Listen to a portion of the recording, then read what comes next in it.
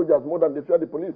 I don't know why, but maybe somehow, if in another platform, I would say possibly why.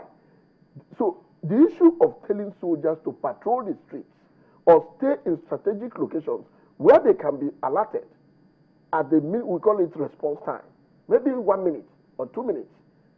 Beautiful. They are not going to interfere with any voters. They are not going to interfere with your PVC or whatever candidate. But they will be in vantage positions where they can be easily alerted within 1 or 2 minutes. They are at the scene of possible crime.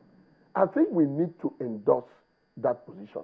It will certainly reduce the possibility of crime during elections and after elections.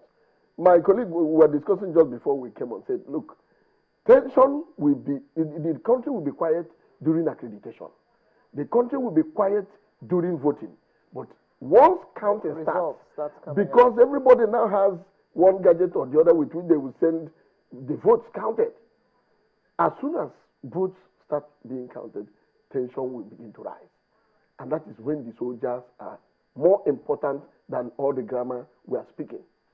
So it is important that Nigerians think more Nigerian than who wins or who does not win, because there must be a Nigeria after this election.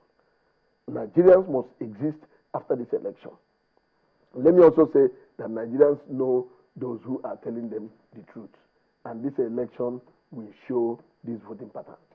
Now, what can we do to avert any kind of violence? Other countries have elections and nobody gets killed. So why should our case be different? No, we're getting there gradually. You see, with the appointment of Professor Jega, more people became interested in the electioneering process because of increasing credibility. And like I said, there was a time I was also on set before, and I said, but the thing is that a lot of, even civil society organizations went to sleep. You get the point? At some point, I was asking myself, what are INEC commissioners telling Professor Jega? Are they just leaving this whole thing alone for him? So, but we are gradually getting to a situation where the political space is becoming freer. Now, with citizens' engagement, like I said before, employment increasing, with agriculture coming back, with ICT increasing, with more universities being opened, to give admission, possibilities for people who want to go to school, with what state governments are able to do within their little closets. Tension, political crime, or crimes associated with electioneering, periods will reduce. That's what we have to do to reduce the number of people who are idle.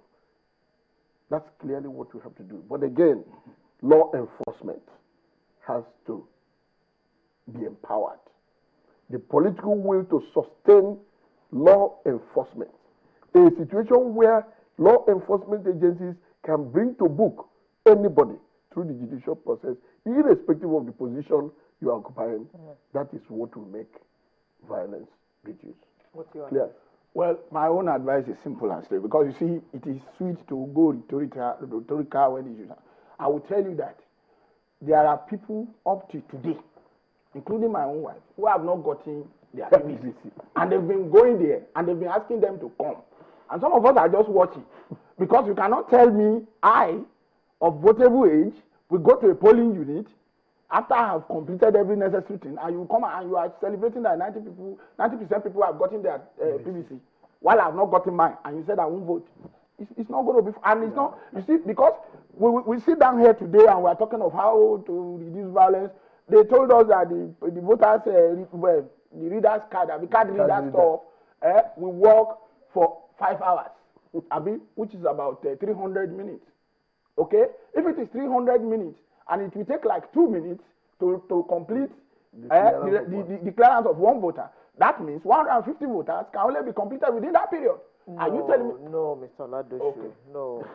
The day that the card readers were tested, we spoke to our correspondents. They spoke to us live from where the cards were being tested. Some were done within 5 seconds. We are told that the average is what? 1 minute. So at 300 minutes, let's agree, because look, let me tell you, I'm one of those that refuse and will continue to refuse to believe the leadership of INEC. when they were celebrating that, yes, PVC distribution was a success, my organization did a press conference. I would say, look, I grew up in the north. You are telling me a war-torn environment like Borno, people could not pick anything while they were running away, but they were able to pick their PVC. And show us the video clip, the way you show us the video clip, how people are lining up here for their PVC and couldn't get it. Show us the video clip of how these people have been successful so that we can transfer the technology from that place to this place. Okay, only for you now to, do you even know that the PVC, or what do you call the card reader, the payment for the card reader was made after the February 14. So does it mean that if the election had held on February 14, there wouldn't have been a card reader? Who is deceiving whom? If we are truly committed to a new Nigeria and a greater Nigeria, I think these are issues we must consider. Forget about the issue of political party. My children are still very young. Some of us have paid so much price for this country that we cannot afford to leave it in wrong. So we must be conscious and look at these people in the face and say, all of you are the same. Don't come and deceive and present your picture yourself as a savior here.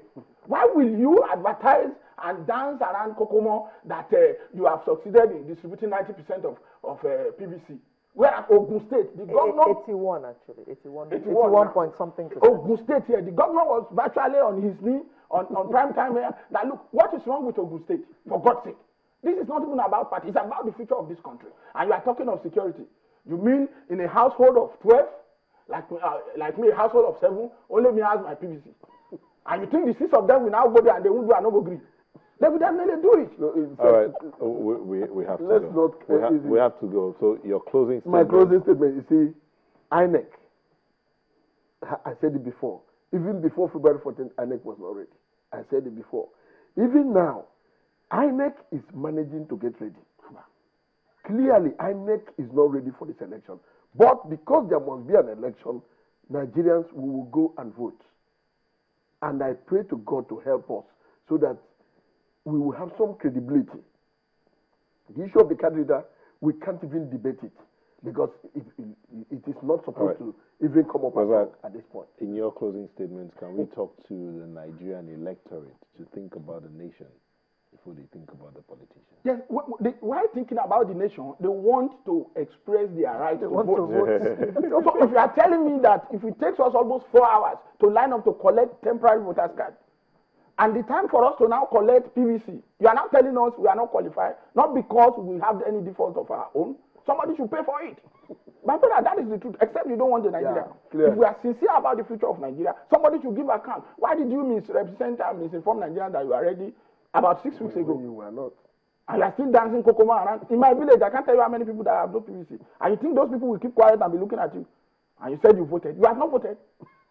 No, that's the reality. Okay. All right, we'll be speaking with Razak Oladosu, Public Affairs Analyst. Thank you for coming. Thank you. And we hope you get your PVC. I've got my Your wife. 6 others. Okay. Emeka Nwanevu, member of Presidential Committee on Police Reform. Thank you for coming. Thank you. Sunrise Steady will return shortly. Please tell me. Sunrise will return shortly. Sunrise will return shortly. But